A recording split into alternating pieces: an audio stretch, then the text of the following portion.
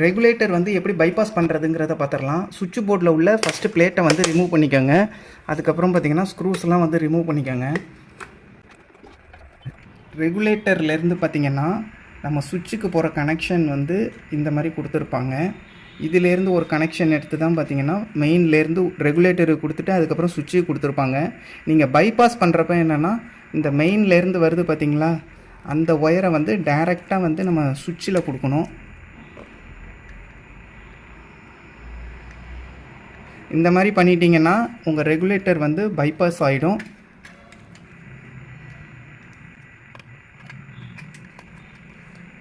நார்மலாக பார்த்தீங்கன்னா ரெகுலேட்டருக்கு போயிட்டு தான் அந்த கனெக்ஷன் வந்து சுவிட்சுக்கு வர மாதிரி கொடுத்துருப்பாங்க.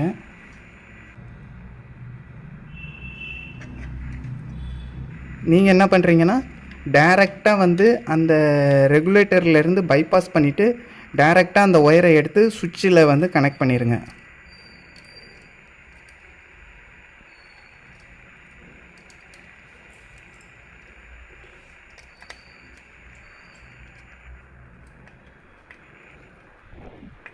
இப்போ நீங்கள் வந்து சுவிட்ச் ஆன் பண்ணிங்கன்னா டைரெக்டாக வந்து ரெகுலேட்டர் யூஸ் பண்ணாமல் டைரெக்டாகவே வந்து இந்த சர்க்யூட் வந்து ஒர்க் ஆகும்.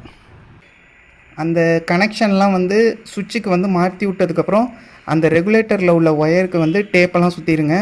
சுற்றிட்டு அதுக்கப்புறம் பார்த்திங்கன்னா இந்த பாக்ஸை வந்து க்ளோஸ் பண்ணிடுங்க.